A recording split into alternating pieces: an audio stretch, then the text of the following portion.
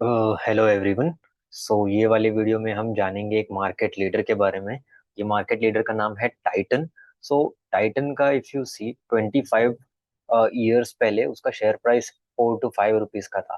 तो अगर आपने वो टाइम पे इन्वेस्ट किया होता 10,000, it will be around like 50-60,000 now. Because वो शेयर प्राइस जो 5-4 रुपए का था, इट्स नाउ 4,000 प्लस। और जो राकेश झुनझुनवाला जी थे, उन्होंने भी यही स्टॉक में इन्वेस्ट किया था, कंपनी में इन्वेस्ट किया था। उन्होंने अर्ली स्टेज में फाइंड देख लिया था कि ये कंपनी कैसा ग्रोथ करेगी, इसका अंडरस्टैंड कर लिया था कि मार्केट कैसा है, अनऑर्गेनाइज्ड मार्केट, ऑर्गेनाइज्ड मार्केट कैसा है। We will try to understand how the company is. और करंट वैल्यूएशन में अभी उसका वैल्यूएशन ज्यादा है। हैज वी नो कि वो मार्केट लीडर है, that's why their valuation is higher compare to other players. तो जानेंगे कि उनका आगे ग्रोथ कैसा हो सकता है, ये वैल्यूएशन भी में भी क्या सस्टेनेबल ग्रोथ रेट है। We will understand in very simple. Let's begin. You can see कि टाइटन का जो मार्केट कैप है, इट्स अराउंड 3,63,744। और शेयर प्राइस 4,097, 74 का पी। ये 74 का पी है और प्राइस टू बुक के कंपैरिजन में बहुत ज्यादा है। R O C is around 19.1, R O is 31.8। तो ये तो अच्छा है, R O if you see. और ये रहा पूरा चार्ट का इफ यू सी कि पूरा स्टार्ट से ये तो 5 तक है, पर इसके पहले भी बहुत कम था शेयर प्राइस, तो वहां से ग्रोथ आया है। तो इफ यू सी कि उनका बिजनेस, ज्यादातर बिजनेस है ज्वेलरी। 80-90% आता है ज्वेलरी से। ज्वेलरी में उनके अलग अलग ब्रांड्स है, तनिष्क उनका मेजर जो ब्रांड है वो। तो यहाँ पर से उन्होंने पूरा पूरा बेस स्टार्ट किया था। अभी ना इफ वी सी हिस्ट्री में कैसा था, तो टाइटन बेसिकली अलग अलग टाटा का पार्ट है, तो इनका अलग अलग बिजनेस था। तो यहाँ पर एक मैनेजर थे, जर्कसिस देसाई। उन्होंने सोचा कि we what how we can expand और how we can diversified our business. तो उन्होंने सोचा कि अलग बिजनेस में कुछ तो वॉच जैसा वॉच, यहाँ यहाँ पर इंडिया में बहुत सारा इम्पोर्ट होता है वॉच। तो why not we make here. तो वो टाइम पे बस HMT करके एक प्लेयर था, और इम्पोर्टर्स ही थे। ज्यादा इलीगली इम्पोर्ट होता था क्योंकि टैरिफ्स बहुत ज्यादा थे, तो इम्पोर्ट करके लोग पहनते थे अलग अलग ब्रांड से। इन्होंने सोचा, बट जैसे उन्होंने ये वॉच बिजनेस का स्टार्ट करने को देखा, तो ये वो लाइसेंस राज का टाइम था। तो वो टाइम पे ज्यादा आसानी से लाइसेंस मिलता नहीं था किसी को भी। तो इन्होंने क्या किया, they had made a joint venture with Tamil Nadu government. तो ये वैसे ही टाटा ग्रुप और तमिलनाडु ग्रुप, इनका जॉइंट वेंचर होके इनका नाम टाइटन पड़ा। स्टार्ट में उनका बिजनेस बेसिकली वॉच का ही था।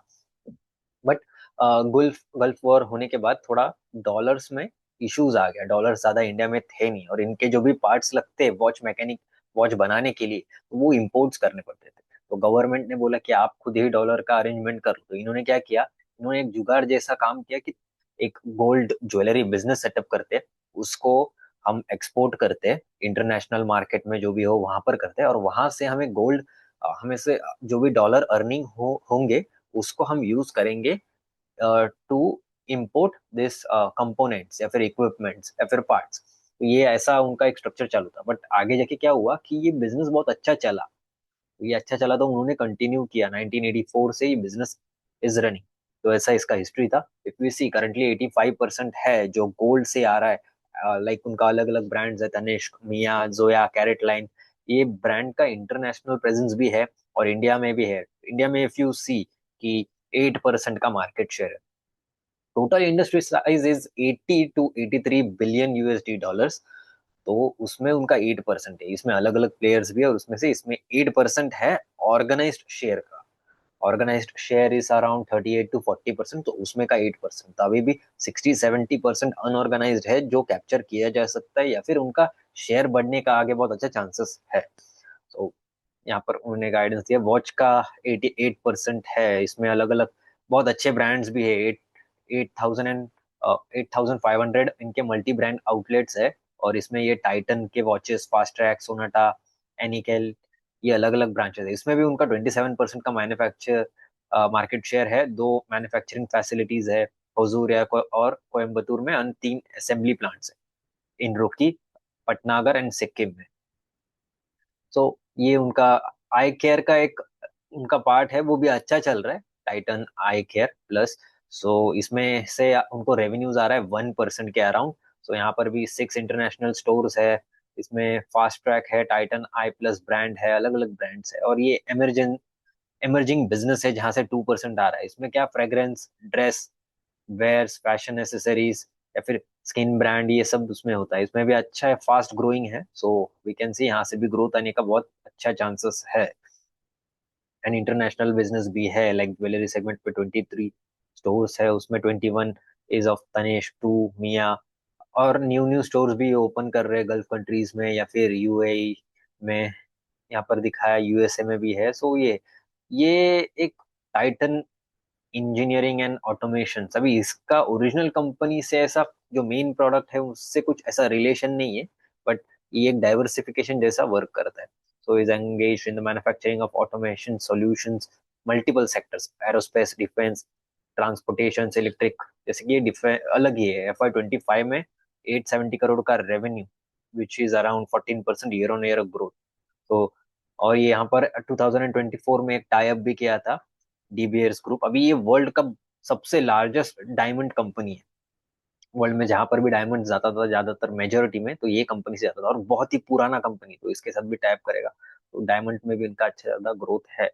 सेम इनका स्टोर एक्सपेंशन का गाइडेंस है, अराउंड 40-50 स्टोर्स करेंगे ये साल, 40 का गाइडेंस दिया है।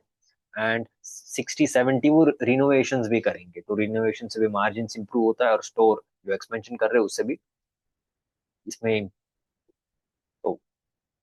और ये डबल डिजिट का मार्जिन्स दे आर एक्सपेक्टिंग 11.5। सो ये था पेग रेशियो 5.0, 5.09, तो थोड़ा ज्यादा है। प्राइस टू सेल्स 4.81, ये भी मुझे थोड़ा ज्यादा ही लगता है। प्राइस टू बुक 28, ये बहुत ही ज्यादा डिफरेंस है। सो ये देखते हैं कि ये रीजन ऐसा क्यों है। नाउ ये ऑलरेडी, इफ यू सी कि इसका रेवेन्यूज बहुत ज्यादा है, एंड अराउंड 80-90% इससे आ रहा है, तो इतना होने के बावजूद भी दे आर ग्रोइंग लाइक 40% से क्वार्टर एंड क्वार्टर बेसिस पे ग्रो किया है यहाँ पर 43% का। सेम विथ उनका FY 25 का भी यहाँ पर 53 करोड़ बस ज्वेलरी सेगमेंट से आया था। एंड मतलब 18-25%, ये साल का भी गाइडेंस 20-25% प्लस का ही है, इतना बड़ा कंपनी होने के बावजूद भी। That's why they are getting higher valuations. Now margin is also increase, because gold price भी ये बार ज्यादा बड़ा है, तो मार्जिन का वहां पर भी देखने को मिलता है। नाउ एज वी नो कि इंडस्ट्री का स्टडी हमने किया है, तो जब भी गोल्ड प्राइसेस बढ़ रहा है, व्हाट हैपन कि गोल्ड का वॉल्यूम सेम रहता है बट प्राइस बढ़ता है, तो फिर जो रिच पब्लिक है, upper middle class, higher middle class के, दे कैन बाय, बट जो लोअर मिडिल क्लास के है, दे अवॉइड टू बाय, या फिर वो लोअर कैरेट का बाय कर लेते, लोअर कैरेट्स में, तो यहाँ पर वॉल्यूम्स गिर जाता है, बट जो एवरेज टिकट साइज है वो इंक्रीज होने का चांसेस रहता है, और वो average ticket size will improve their revenues. So what can happen if the gold prices is keep on increasing, उनका उनका इबिट या फिर इबिडा एब्सोल्यूट टर्म्स में तो बढ़ सकता है, बट मार्जिन्स लेवल में कंप्रेशन हो सकता है अगर वॉल्यूम्स इंक्रीज हो जाए, बिकॉज वॉल्यूम्स गोल्ड का प्राइस इंक्रीज हुआ तो वॉल्यूम इम्पैक्ट होता है, और ज्यादा बाइंग भी वहां पर होता नहीं है। So that's what the main issue. और अभी निफ्टी ने ये साल अराउंड मतलब नेगेटिव में रिटर्न दिया एक साल में, but the stock has given like 33% returns. इतना ज्यादा फॉल होने के बाद भी उनका स्टॉक प्राइस में ज्यादा फॉल नहीं आया है।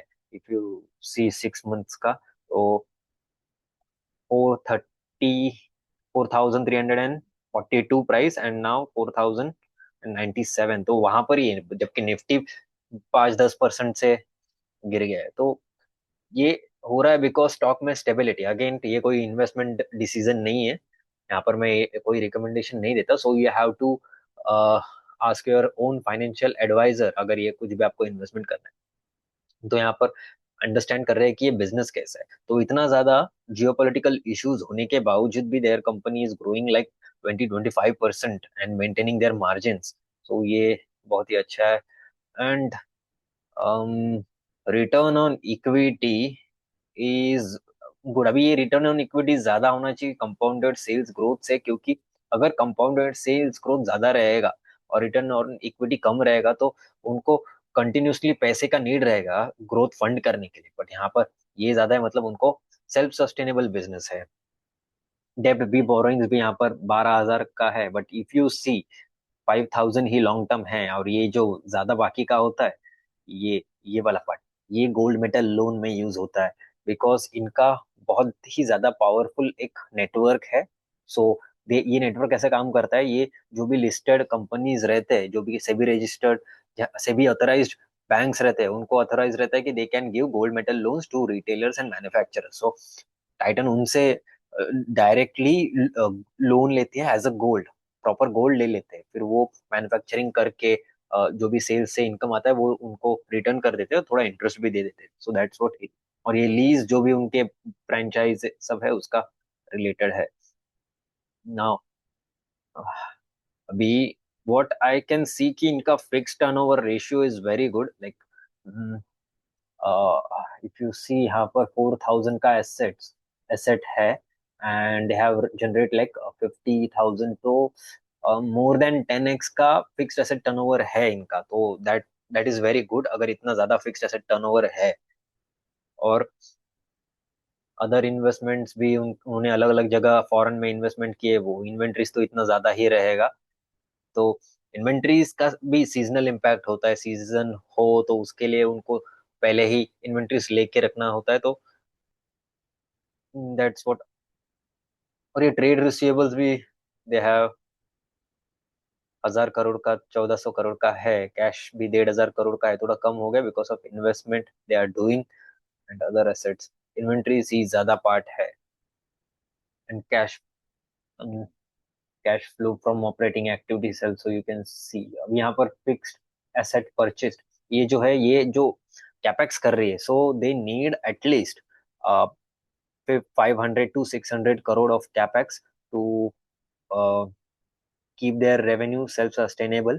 तो वहां पर 25% ग्रोथ करने के लिए, 25% ग्रोथ, लाइक 15,000, 14,000, 15,000 करोड़ का ग्रोथ करने के लिए 600 का इन्वेस्टमेंट लग रहा है, विच इज वेरी गुड। और बाकी का जो जा रहा है वो इन्वेंट्रीज में। नाउ वी नो कि इन्वेंट्रीज का बैकिंग उनका उससे अच्छा है, तो ये ज्यादा इश्यूज नहीं होगा, it will help to increase their market share, ये एक होगा। और ये डेप्टर डेज तो इतना ही होता है, इन्वेंट्री डेज थोड़ा बढ़ गया था FY 2025 में, days payable days is good, cash conversion cycle 19, तो आगे इम्प्रूवमेंट होने का चांसेस है। और तमिलनाडु गवर्नमेंट अभी भी इनके शेयर होल्डर्स है इतने सालों से, सो विच इज वेरी गुड अगर शेयर होल्डिंग्स तमिलनाडु गवर्नमेंट का है तो। ये नाउ इनका एक कॉन कॉल का भी मैंने कर लिया था, तो लेटेस्ट से थोड़ा सा आइडिया मिल जाएगा कि क्या बोला था मैनेजमेंट ने। So if you see management, mister Ajay Chawla ये मैनेजिंग डायरेक्टर है, और CFO इज अशोक सोनटालिया। तो यहाँ पर उन्होंने क्वार्टर के स्टार्ट में, कॉन कॉल के स्टार्ट में बोला था कि ग्रोथ तो अच्छा मिला है, strong festive driven growth, Damas acquisition हुआ है, कंसोलिडेशन आएगा क्वार्टर फोर से दिखने का चालू हो जाएगा, and shift focus on consolidate number मोर। अब ये बुलियंस या फिर डिजिटल गोल्ड, वो एडजस्ट करके ही एनालाइज करना चाहिए। और ये वन टाइम लेबर कोड का, ये तो हर कंपनीज में ही आया 152 करोड़ का। सो यहाँ पर एक क्वेश्चन पूछा है, how is Q4 demand so for January is good, but the gold price is volatility, demand visibility is low। अभी ये इसलिए मैंने बोला था कि गोल्ड प्राइस इंक्रीज हो रहा है, इसलिए डिमांड विजिबिलिटी नहीं मिल रहा है कि मिडिल क्लास से भी बाइंग आ रहा है या नहीं। Impact of gold prices earlier कैसा था, प्रेडिक्टेबल था, now it's uncertain. Gold exchange, अभी 50% तो यहाँ पर इनका जो भी इन्वेंटरीज आ रहा है वो गोल्ड एक्सचेंज से आ रहा है। अभी वो कैसे आ रहा है, किसी का वेडिंग है तो वो खुद का जो भी गोल्ड है वो लेके आएंगे, इनको देंगे और उनको बोलेंगे हमारे हमको इसके एक्सचेंज में रिटर्न नया दे। तो अभी वो रिटर्न नया लेंगे तो वो खुद से भी पैसा डालेंगे थोड़ा, और एक्स्ट्रा भी लेंगे। So it's like good. Any industry consolidation, no major gradual shift, इसमें कुछ नहीं है। अभी ये इनका स्ट्रेटजी कि how Titan is adapting to the high gold price, focusing on light weight jewellery, introducing lower carats 18, 14, even 9 carats का।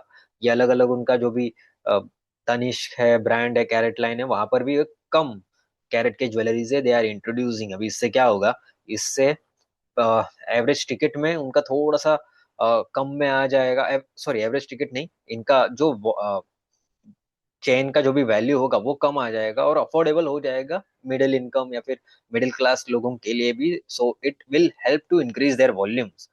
Any change in consumer behaviours, gradual shift to lower carat, तो ये पहले का वो डिस्कशन किया था। More accept in north east, slower in west and south. Down side में lower carat में ज्यादा नहीं ले रहे साउथ में और वेस्ट में, बिकॉज वहां पर ज्यादा गोल्ड को प्रेफरेंस है, प्योर गोल्ड को।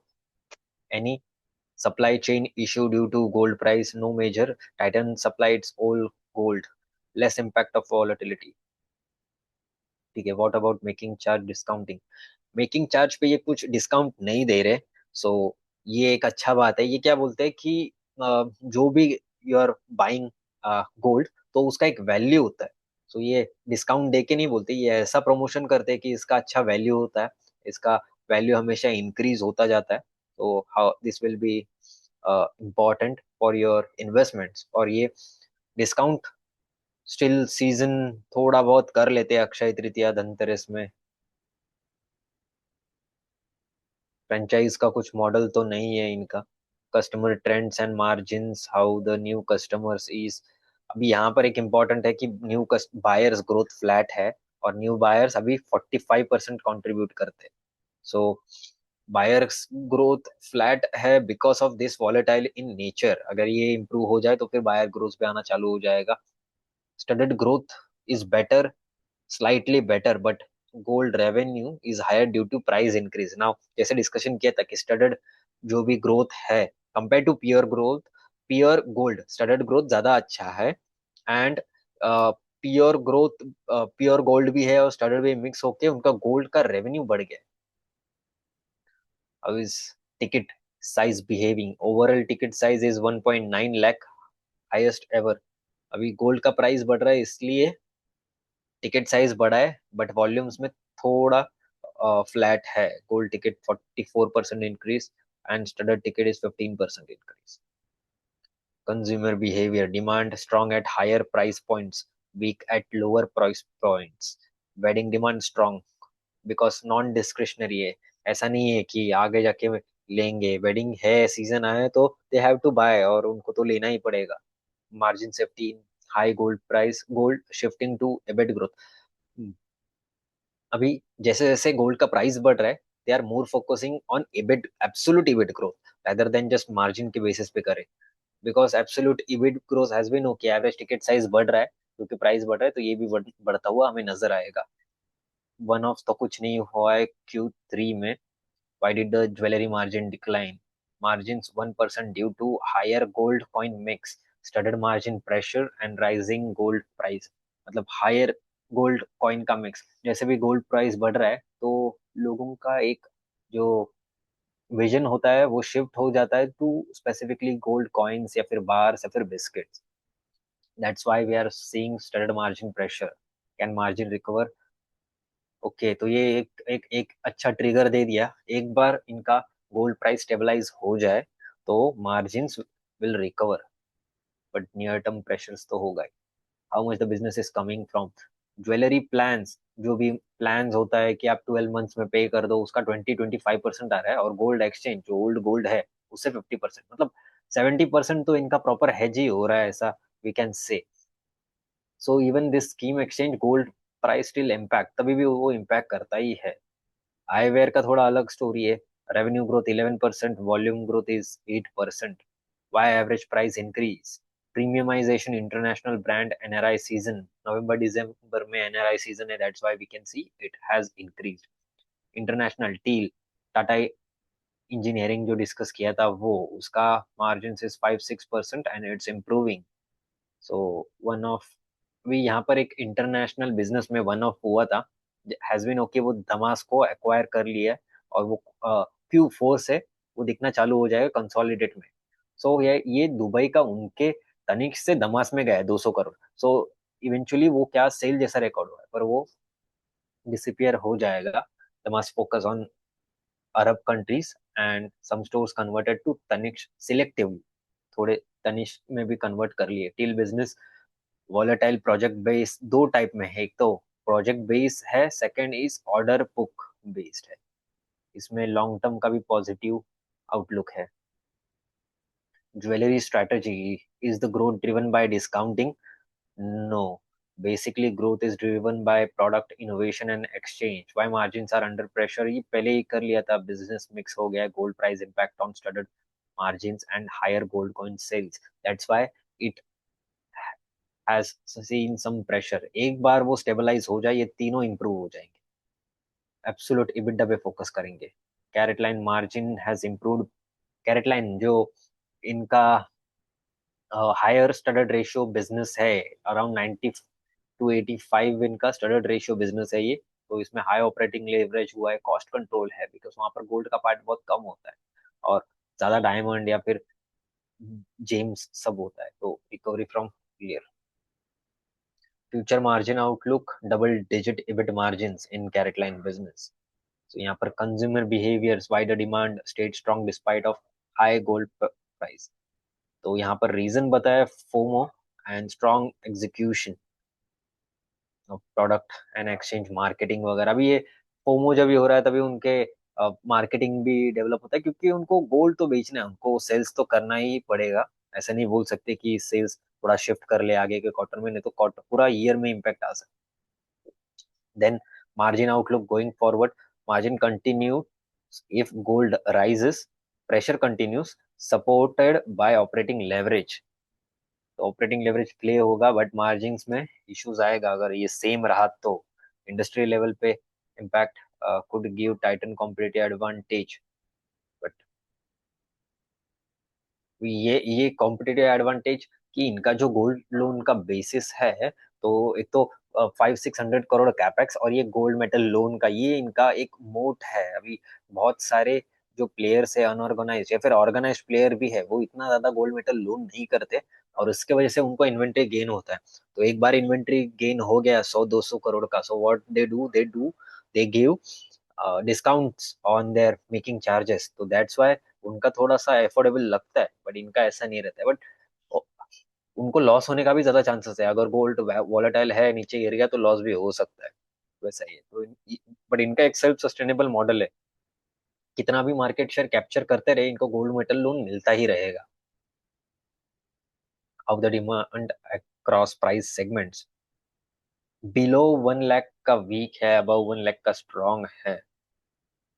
तो ये बिलो 1 लाख वाला भी अच्छा होना चाहिए। What is the company strategy here? Focus on the portfolio approach, Tanishq, Mia, carat line, and trying to capture sub 1 lakh segment, 1 lakh का या फिर 1 लाख से नीचे, वो भी थोड़ा सा अच्छा इंप्रूवमेंट होना चाहिए। Why ticket size is high? Because more weddings, repeat customers, higher gold price and premium product mix. Why EBIT growth strong despite of margin pressures? ये भी हो गया है high repeat buy strong collections. Are young customer moving away from gold? No, ये carat line के related demand strong via via carat line and Mia, जो भी ज्यादा फैशन रिलेटेड है, तो यंग जनरेशन को भी फैशन में थोड़ा इंटरेस्ट है, so that's why we can see good demand from carat line and Mia also. Now इसमें एक एंटीथेसिस या थीसिस भी देख लेते कि कैसा है। बस एक बार पीपीटी में देख लेता हूँ, तो if you will get good understanding about कि हाउ।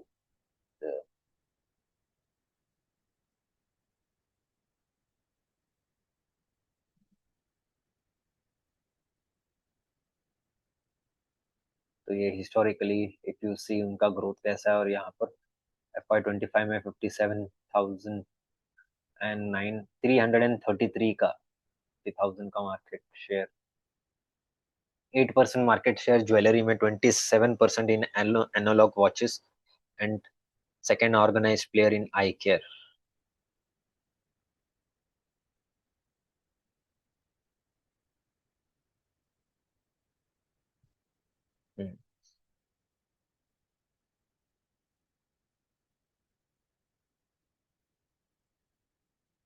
ये सोनाटा के सबसे ज्यादा ब्रांचेस है। जोया एक लग्जरियस ब्रांड है, that's why they have very less brand. फिर तनैरा है, Mia, carat line, Irth, Tanishq. Tanishq के 500 550 टच पॉइंट्स का डिटेल्स है ये सब। ये एक टाइटन का पूरा इंडस्ट्री कंपनी का स्ट्रक्चर है। उस टाइटन के अंदर टील, CaratLane, TCL north, Titan holding and Titan commodity. TCL holding के, टाइटन होल्डिंग के अंडर ही टाइटन रिटेल, टाइटन जो भी फॉरेन के बिजनेसेस है वो है, और कैरेट लाइन के अंदर है यूएसए का, और टील के अंदर भी टील यूएसए का बिजनेस है।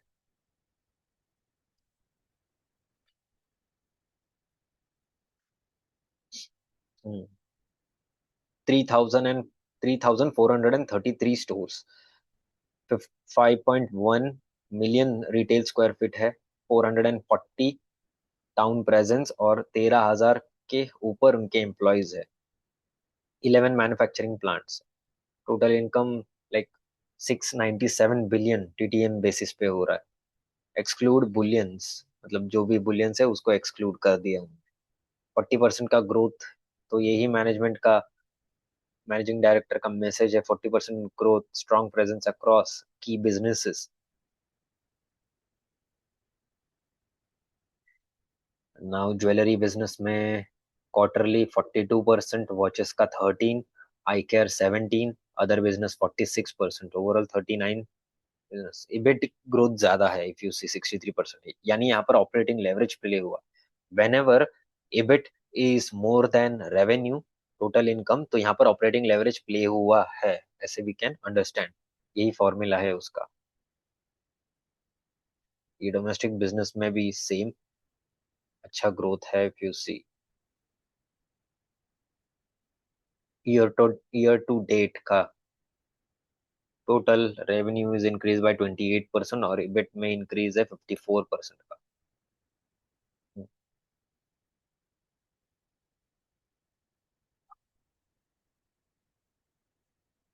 डोमेस्टिक रेवेन्यूज में अप्रोक्सीमेटली 40% का ग्रोथ है। अट्रैक्टिव एक्सचेंज, टाइटन तनिष्क का अट्रैक्टिव एक्सचेंज प्रोग्राम्स के वजह से drew sizeable consumer tractions and was well supported by exhibitions. ये सब एग्जीबिशंस भी करते हैं। Overall buyer growth was flat, जैसे हमने डिस्कस किया था। गोल्ड प्लेन का ग्रोथ 37% है, because of wedding purchases and gold coins. Studded ratio is 20, studded grew by 26%। Carat line का domestic business is around 42% year on year growth, और studded portfolio clocking 35%। यहाँ पर इफ यू सी कि 24% का, ये क्या है? अभी जो तनिष्क है उसका गाइडेंस है 35 to 40 स्टोर्स, बट ये अलग अलग सब ब्रांड्स मिला के, आई केयर, मिया, जोया, 200 के अराउंड दे है। जो भी ब्रांचेस है वो ऐड करते ईयरली बेसिस पे, तो उसका कैपेक्स पूरा ज्यादा होता है। मतलब टोटल 500 600 करोड़ का कैपेक्स लगता है इसमें। एक इसका स्टोर का करने के लिए 3 से 4 करोड़ का कैपेक्स लगता है। सो यहाँ पर इफ यू सी उनके अलग अलग रेवेन्यूज का कैसा गाइडेंस दिया है। टोटल 1200 के आसपास स्टोर्स है, मिया, तनिष्क, जोया, सबका मिला के दिसंबर तक। और इसमें भी 22% के नेट स्टोर्स ऐड किए हैं, 13% का ग्रोथ आया है। एनालॉग में ज्यादा ग्रोथ आया है किसी, एनालॉग को ड्रिवन बाय 20%। ये उनके ब्रांड है, Titan, world, Helios, fast track and LFS, Sonata.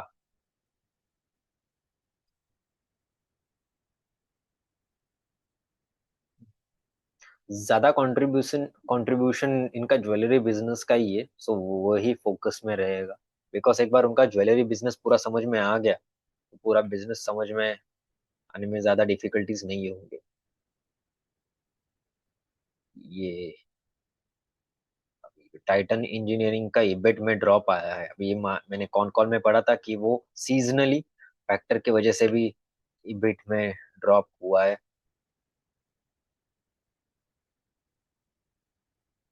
Jewellery सब में अच्छा अच्छा ईयर ऑन ईयर ग्रोथ है। 38 41 ज्वेलरी बिजनेस में, 40 वॉचेस में 13 17, इंटरनेशनल बिजनेस में 80% का ग्रोथ है। अभी नाउ ये कैपिटल एम्प्लॉयड है, जो नीचे का टोटल लायबिलिटीज और उसमें फिर इक्विटी और एसेट का कितना पार्ट है वो दिखाया है। तो टाइटन कंपनी इसका if you see, total asset है 53,088, उसमें इक्विटी का पार्ट है 14,554 करोड़, और रेस्ट लाइबिलिटीज का पार्ट है 38,554 करोड़ का। तो ऐसे इसका ये कैपिटल एम्प्लॉयड समझता है। तो हर बिजनेस में कितना इसमें थोड़ा डेप्थ बढ़ गया है, बट ठीक है, वो गोल्ड मेटल लोन के रिलेटेड ही होता है। ज्वेलरीज का, वॉचेस में क्योंकि ज्यादा डेप्थ नहीं है, क्योंकि उसमें नहीं लगता है ज्यादा डेप्थ। आई केयर में भी ठीक है, अदर बिजनेस में भी इतना डेप्थ नहीं है।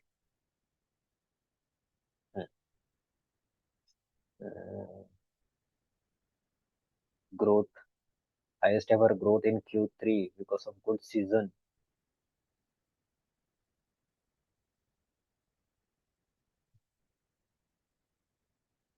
रिटर्न ऑन इक्विटी का भी जो एवरेज इक्विटी है उसका भी trajectory is very good to सी।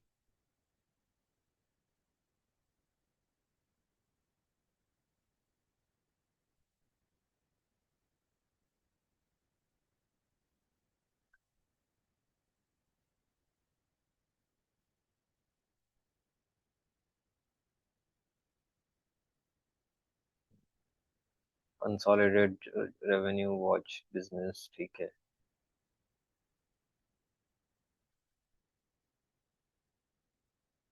हम्म, इसका थीसिस पार्ट देख लेते हैं, ये भी इम्पोर्टेंट है। क्यों इसका कंपनी का structure is very good, because of यहाँ पर एक स्ट्रक्चरल शिफ्ट हो रहा है इंडस्ट्री में, अनऑर्गेनाइज से ऑर्गेनाइज्ड का। तो इसके वजह से बेनिफिट होगा टाइटन को, उनके जो भी ब्रांड्स है तनिष्क, मिया, जोया, वो और मार्केट शेयर कैप्चर करेंगे because of trust, strong brand recall और बेटर रिटेल एक्सपीरियंस। अगर इंडस्ट्री 8-10% से भी ग्रो करता है, टाइटन कैन ग्रो 15 to 20%। अभी नाउ हैज वी नो कि 65% अभी भी अनऑर्गेनाइज्ड है। अनऑर्गेनाइज्ड में इनका 8% है, तो जैसे जैसे ये अनऑर्गेनाइज्ड कैप्चर करेंगे, ऑर्गेनाइज्ड में इनका शेयर भी बढ़ता जाएगा। Strong demand engine despite of higher gold price. Demand क्यों है? वेडिंग सेगमेंट है, नॉन डिस्क्रिशनरी है, फोमो बाइंग है, बिकॉज प्राइस बढ़ रहा है तो लोग सोचते हैं कि आगे जाके और बढ़ेगा, तो हम अभी बाय कर लेते हैं। Even with the higher ticket, higher price, ticket size is 1.9 lakh, all time high पे, customer still buying. Low elasticity at a higher income segment. अभी ये लो इलास्टिसिटी क्या होता है कि प्राइस बढ़ता जा रहा है बट वो डिमांड में कुछ इम्पैक्ट नहीं कर रहा है, so that is called low elasticity demand. Smart strategy to protect the demand. Shift to lightweight jewelleries, low carat काटरा, 14 9 कैरेट, इसमें वो क्या करेंगे, शिफ्ट हो जाएंगे। जो सब 1 लाख सेगमेंट है तो वहां से भी डिमांड आना चालू हो जाएगा। अभी एक हेज है इनके पास, जो गोल्ड एक्सचेंज है 50% और गोल्ड ज्वेलरी सिंह 25%। तो ये थोड़ा बहुत बहुत उनको एक हेज तो देता है, और प्रोक्योरमेंट यहाँ से कर सकते। अब ये प्रोक्योरमेंट कर रहे गोल्ड का, सो उनका इबिट ग्रोथ करने का अच्छा चांसेस है। Visible earning compounding, revenue growth expected in high teens और पैट ग्रोथ 20-25% का बोला है। मल्टीपल ग्रोथ अपॉर्चुनिटीज, डाइवर्सिफाइड है बहुत ज्यादा। सो और जहाँ पर भी डाइवर्सिफाइड है उसमें अच्छा डोमिनेट करते हैं। सो वॉचेस है क्या, उसके बाद प्रीमियमाइजेशन, गिफ्ट डिमांड है, कैरेट लाइन में डिजिटल प्लस यंगस्टर कंज्यूमर्स है, क्योंकि कैरेट लाइन में ज्यादा फैशन या फिर डिजाइन होते हैं। Eyewear and emerging lifestyle categories, eyewear में भी थोड़ा फैशन रिलेटेड है, इसमें वॉचेस में भी अलग अलग बहुत ही अच्छे ब्रांड्स है, like Sonata, Titan and fast track. So store expansion का स्ट्रेटजी मैंने बोला था कि सब मिला के 200 स्टोर्स तो ऐड कर रहे हैं नेट में, एंड उसमें 500-600 करोड़ का ईयरली कैपेक्स लगेगा। और वो कैपेक्स से they what they can do, 15,000 crore का रेवेन्यू ईयरली कर लेंगे। और एक्सेस जाएगा गोल्ड मेटल लोन से, जो उनको ऑथराइज्ड बैंक से मिलेगा। डिमांड ड्राइवर्स, वेडिंग है, gold acts on both consumption in and affluent consumer international plus carat line growth optionality. अभी ये क्या है, इसमें डैमेज एक्विजिशन किया है, मिडिल ईस्ट में अभी ग्रोथ बढ़ेगा क्या। Carat line scaling with the double digit margins add new growth engines. Antithesis भी है क्योंकि गोल्ड प्राइस इंक्रीज होना ही थोड़ा सा इम्पैक्टफुल है, थोड़ा मार्जिन में प्रेशर आएगा, बट बढ़ता रहेगा तभी भी ईबिट एब्सोल्यूट ग्रोथ मिलता रहेगा, ऐसा कुछ टेंशन नहीं है। इतना स्टॉक इतना मार्केट में गिरा है 10-15%, तभी भी stock is maintained. That's why the stock is at higher multiples. If you see margin constant in jewelry business structure 10-11% high gold prices shift to थोड़ा जो ये प्राइस है उसके वजह से गोल्ड कॉइन्स का डिमांड इंक्रीज हो जाता है, तो फिर मार्जिन थोड़ा कम हो जाते हैं इसके वजह से। प्रीमियम वैल्यूएशन रिस्क अभी ठीक है, ये तो मैं ऐसे ही करूंगा। ये होने का पीईडी रेटिंग होने का चांसेस बहुत कम है कि हुआ नहीं है, इतना इश्यूज है तभी भी, तो ज्यादा नहीं होगा। Working capital intensity general terms में तो है कि इन्वेंट्री रिस्क है, बट ये भी ये मैनेज कर लेंगे। सो मुझे बस ये वाला जो स्टार्ट वाला पार्ट है गोल्ड इन्फ्लेशन, उसमें इश्यूज लग रहे, और ये कॉइन में शिफ्ट होगा, रियल इश्यूज मुझे उसमें ही लग रहे कि हो सकता है। हाई डिमांड है, डिपेंडेंसी ठीक है, ये भी एक हो सकता है, बट ज्यादा दो ही है। राइजिंग कंपटीशन अभी बहुत ही कट थ्रोट कंपटीशन है, लाइक हमारे एरिया में ही 3 स्टोर्स है, वो भी बहुत बड़े प्लेयर्स का, कल्याण का एक है, एक वामन हरी पेटी का है, और एक टाइटन का है, तीनों का बाजू बाजू में ही है। तो जब बाजू बाजू में स्टोर्स होते हैं तो कट थ्रोट कंपटीशन होता है, और जिसका कस्टमर अट्रैक्शन या फिर कस्टमर कंसिस्टेंसी ज्यादा है, बहुत अच्छा रिलेशनशिप है, उनमें ही जाएंगे कस्टमर, तो वो तो रहेगा ही। और कल्याण का रेवेन्यू में बस इससे आधा ही है, बट वैल्यूएशन में 3x का डिफरेंस है कल्याण से। मालाबार तो अनलिस्टेड प्लेयर है, बट मालाबार का भी बहुत अच्छा नाम है। तो सिक्लिकल कंजम्पशन है, inflation, interest rate and rural demand पे ज्वेलरी सब होते हैं। सो इफ वी एक शॉर्ट में देखे जाए तो sustainable market share gain, premiumization continue, stable gold prices और अर्निंग का 18 से 22% का। अभी इसमें बेयर केस क्या होगा, growth slow due to the gold price normalisation, but ये थोड़ा इम्प्रूवमेंट भी होगा और अच्छा भी है। मार्जिन्स रिमेन कांस्टेंट, हाँ मार्जिन्स का एक इशू है, valuation multiples. So Titan remains a high-quality franchise with the strong long-term positioning. However, the current levels debate is not ठीक है। तो करंट वैल्यूएशंस में भी क्या रहता है, लोग ऐसा समझते हैं कि वैल्यूएशन ज्यादा है तो कंपनी का कुछ इशू हो सकता है, तो वैल्यूएशंस गिर सकता है, बट इन्होंने वैल्यूएशंस हमें हमेशा मेंटेन किया, तो आई डोंट थिंक सो कि इतना उसमें ज्यादा इम्पैक्टफुल आएगा। 13 से 23 से मेंटेन रखा है इन्होंने, एवरेज एवरेज ये 83 का, और यहाँ पर तो उससे भी ज्यादा था। सो ये कितना भी हो जाए, ये वैल्यूएशंस मेंटेन ही रखेंगे, so that's what is the important point. So यही था आज के वीडियो में। So we will meet you in next video, और ऐसे ये related videos we will discuss in very simple language. Hope you like this video. So thank you.